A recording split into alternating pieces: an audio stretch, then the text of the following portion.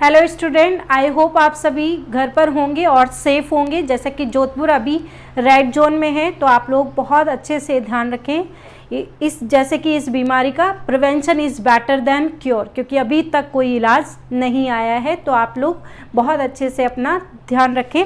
चलिए, मैं अभी आपको वोकैब बता रही हूँ थ्रू रूट वर्ड्स, और रूट वर्ड्स के थ्रू काफ़ी बच्चे कह रहे थे कि मैम आसान है वोकैब याद करना। उसी को ध्यान में रखते हुए मैं आपको कुछ नए रूट वर्ड्स बता रही हूँ जो कि आपको अपनी नोटबुक में लिखने हैं। चलिए, तो बात कर लेते हैं रूट वर्ड्स पर। और रूट वर्ड में जो मैं पहला रूट वर्ड बता रही हूँ दैट इज कॉग्नी। कॉग्नी जो रूट वर्ड है ये लैटिन लैंग्वेज का है और जिसका मतलब होता है टू नो, यानी कि किसी चीज़ को जानना या फिर कुछ सीखना, टू लर्न समथिंग। ओके, ध्यान रखिएगा आप लोग। अब हम बात करें यहाँ पर इस रूट वर्ड से कितने वर्ड्स इंग्लिश के अंदर बन सकते हैं और वो आपको कैसे लर्न करने हैं। आपको ध्यान रखना है बस कॉग्नी, किसी भी वर्ड के अंदर अगर कॉग्नी आपको मिल रहा है तो उसका मतलब होगा टू लर्न और टू नो समथिंग। यस, जैसे कि मैंने बताया था आप लोगों को, मान लीजिए ये ट्री है और ट्री के अंदर ये रूट हैं जो कि हमारा रूट वर्ड है कॉग्नी। तो आप देख लेते हैं यहाँ पर कितने वर्ड्स इंग्लिश में हमारे यहाँ पर बन सकते हैं। ओके, तो यहाँ पर जो पहला आपको मैं रूट वर्ड से जो वर्ड बता रही हूँ दैट इज इनकॉग्निटो। इनकॉग्निटो याद रखिएगा, इनकॉग्निटो जो वर्ड है इसके अंदर कॉग्नी रूट वर्ड आया हुआ है। तो इस इनकॉग्निटो का जो मीनिंग होगा वो होगा गुप्त, सीक्रेट। याद रखिएगा, आपने किसी चीज़ को जाना कि वो कैसा है, सीक्रेट है। तो फर्स्ट वर्ड मैंने आपको बताया इनकॉग्निटो, और उसके अलावा दूसरा वर्ड देखिए, यहाँ पर देखें रिकग्निजेंस। और रिकग्निजेंस जो वर्ड है अपने आप में ये नाउन के फॉर्म में है और रिकग्निजेंस का मतलब होता है पहचान। याद रखिएगा। एक और वर्ड इसी से हम बना रहे हैं दैट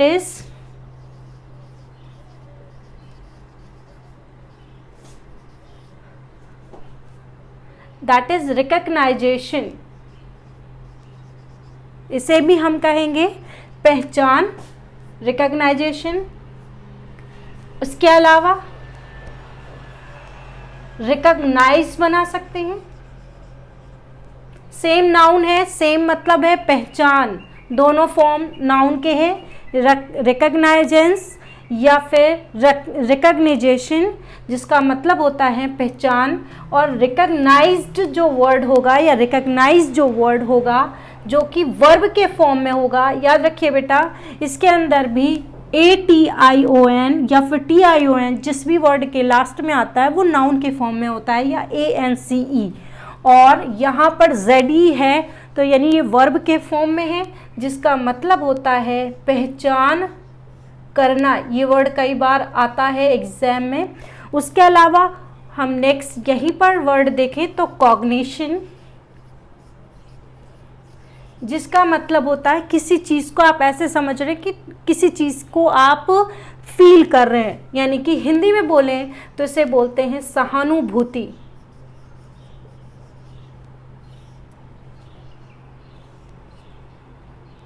उसके अलावा भी यहाँ पर बहुत सारे वर्ड बन सकते हैं, जैसे कॉग्नी,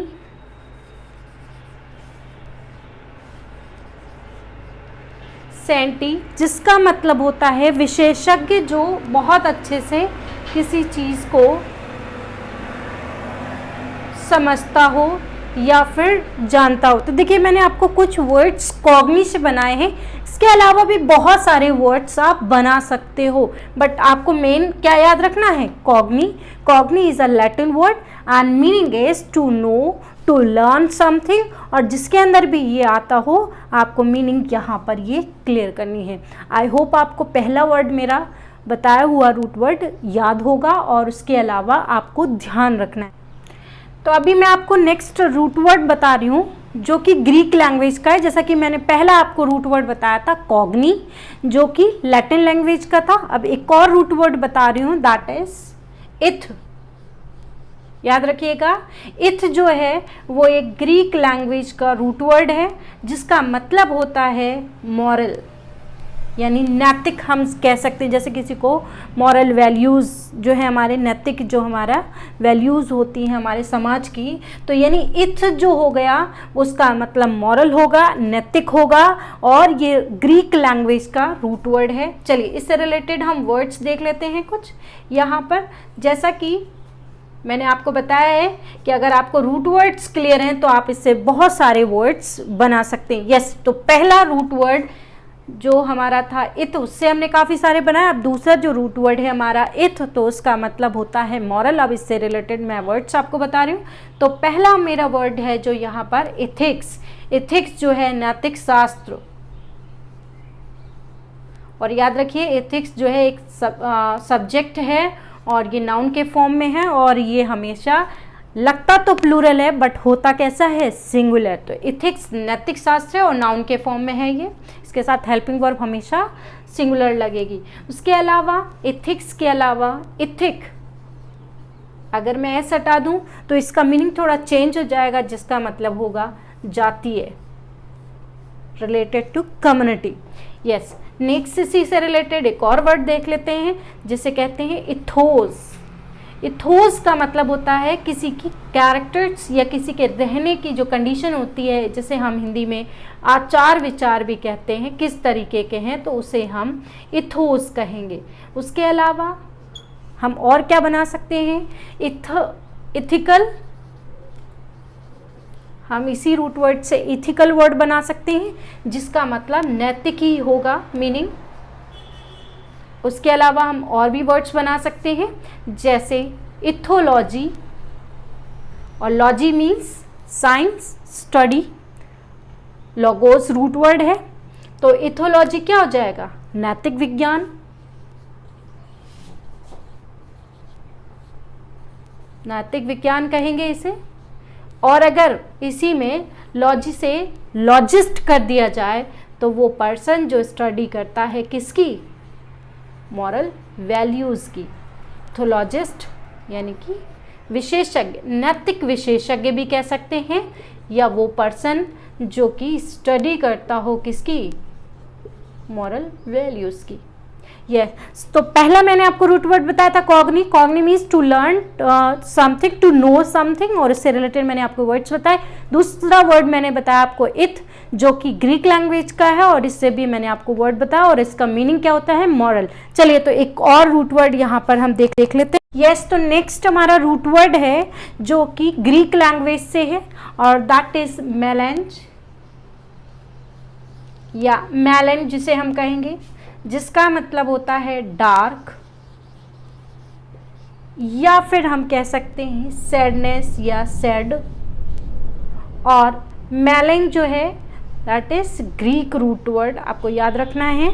चलिए तो अब हम बात करें इससे रिलेटेड कौन कौन से वर्ड्स बन सकते हैं।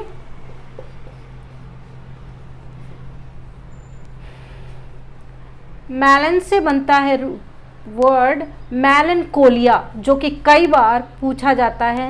मेलनकोलिया जो वर्ड है that means condition of sadness, उदासीन अवस्था कह सकते हैं, या उदासीन या उदासी।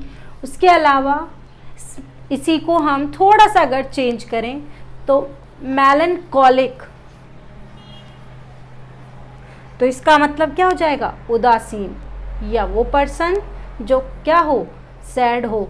इन दोनों में आप कहेंगे कि क्या फ़र्क है, that is condition means that is noun and this word is adjective. आपको याद रखना है बिकॉज लास्ट में इसके सफिक लगा हुआ है आईसी, जिसका मतलब हो गया दिस इज एडजेक्टिव। तो मैंने आपको दो वर्ड बताए, मेलनकोलिक, मेलनकोली। उसके अलावा मेलेंज वर्ड बनता है जिसका मतलब मिक्स करना, किसी को मिलावट कह सकते हैं। उसके अलावा यहाँ पर मेलानिन आपको पता ही होगा, हार्मोन होता है, कलर को डिनोट करता है।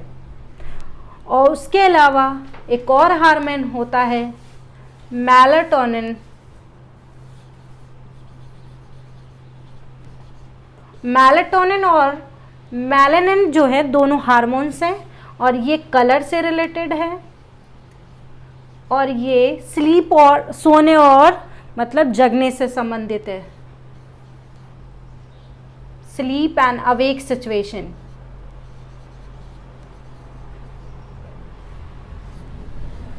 तो यहां पर मैंने आपको रूट वर्ड से मेलानिन से वर्ड्स बताए, मेलनकॉलिक, मेलनकोलिया और उसके अलावा मेलेंज, मेलानिन, मेलाटोनिन। मेलानिन और मेलाटोनिन जो हैं वो दोनों हार्मोन्स होते हैं। यस, तो नेक्स्ट एक और रूट वर्ड देख लेते हैं यहाँ पर, दैट इज री,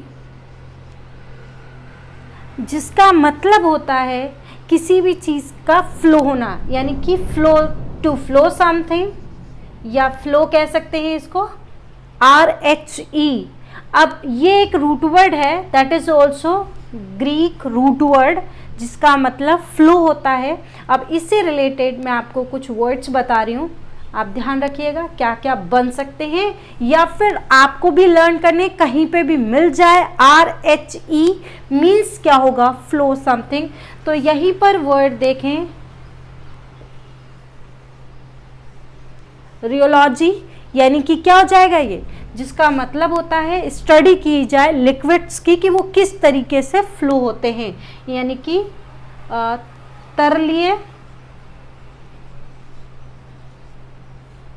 प्रसारण कह सकते हैं, प्रसार किस तरीके से होता है, दैट इज रियोलॉजी। उसके अलावा अगर हम इसी में लॉजी से लॉजिस्ट कर दें तो वो आपको क्लियर ही होगा, पर्सन जो उसकी स्टडी करता हो। उसके अलावा एक और इम्पॉर्टेंट यहाँ पर वर्ड डायरिया,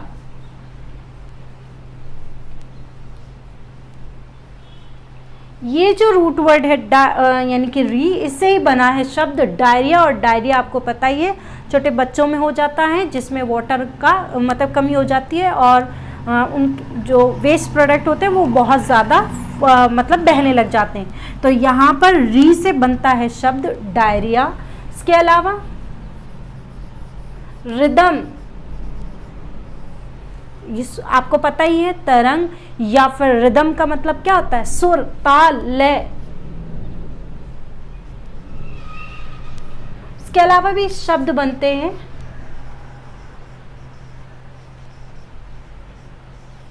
जो पर्सन बहुत फ्लुएंसी में बोलता, दैट इज रिटोरिक, यानी इसे वाक पटुक बोलते हैं या वाक पटुता। जो रिटोरिक वर्ड है इसको हम ध्यान रखेंगे और इससे बहुत सारे वर्ड्स जैसे कि बना सकते हैं। उसके अलावा हम यहाँ पर ध्यान रखें, रिहिटोरिक मैंने बताया, तो वैसे रिहिटर भी बना सकते हैं। ये विशेषण को डिनोट करेगा और ये नाउन को डिनोट करेगा, लेकिन मैं मीनिंग की अगर बात करूं तो दोनों का सेम ही मीनिंग होता है। चलिए, तो मैंने अभी आपको कुछ रूट वर्ड्स बताए जिसके थ्रू आपको मैंने वोकैब बताया कि कैसे आपको एग्जाम में लर्न करना है। मैंने आपको 4 रूट वर्ड बताए, इनको आप लोग रिवाइज कीजिए और उससे रिलेटेड आप भी वर्ड्स बनाइए। ओके।